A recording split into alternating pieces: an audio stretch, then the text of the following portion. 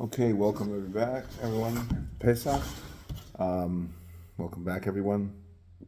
We're going to be doing Parshas Metzorah. A little bit of an idea about Nigei Batim, the afflictions of the house. This year is dedicated to Ram Yitzchak ben Yaakov Zev, Alvin Lu, all of Shalom. It says over here in Perek Yudaled, chapter 14, Pasuk Lamavav, verse 36, Uva Ashelah Habayis Vehigid Lakoin. And the one to whom the house belongs shall come and declare to the Kain, Lamer, saying, Kenega nira li b'bayis. Something like an affliction has appeared to me in the house. So I wanted to talk about this very strange, something like an affliction. Torah is very precise. Everything it says, if it's like an affliction, why can't it just say it is an affliction? So the regular pshatim is that a person can't pronounce it. We know that it's only the kohen that could pronounce it, even if the person whose house is affected is a massive Talmud Chacham, a great Torah scholar who knows all the intricate laws of tzaras. He does not have the authority to pronounce it.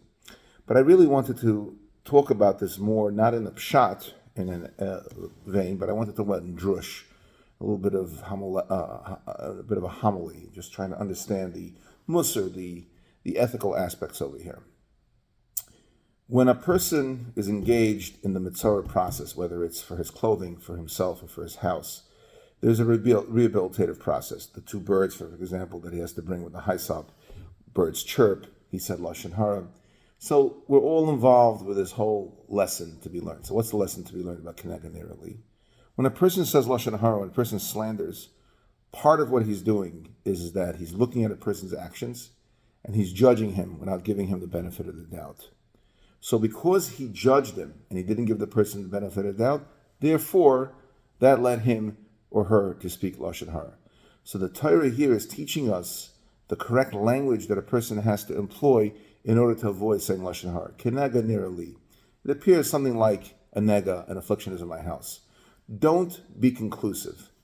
Now I'm going to peel it back a bit. In the world of psychology, we have something called self-projection, which is when a person is unhappy with themselves, they feel inadequate, inept, they try to project that into someone else. So it's almost like the person's not comfortable with themselves in the room. They realize how low they are. They are the 800-pound gorilla in the room, and they don't want to be in the room with themselves. So instead of dealing with the problem, speaking to people, learning about how to fix the problem, they project it onto others. Chazal tell us this is the concept of kol ha-posel b'mumot posel. Anybody that invalidates because he himself has that same invalidation.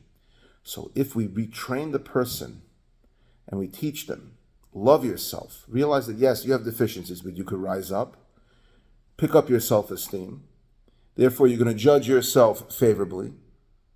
Therefore, you will not pronounce on someone else that they're bad because you know yourself, you know that you're good. And even though you have faults, you don't have to make yourself better by putting those faults on someone else. So the next time you want to say Lashon Hara about someone, think about yourself. Say to yourself, is someone as great as me worthy of speaking like this? Am I going to pronounce someone else to be tamei? Kenega nira li. Maybe he is tamei, maybe he's not. Let me investigate. Let me check it out first. And then it's Hashem, if we love ourselves, where does that start? With yourself. If you love yourself and you understand the true amazing potential you have, you won't look at yourself as being inept and you won't have to project that to someone else and you'll prevent Lashon Hara. Thank you so much for listening. Have a wonderful week.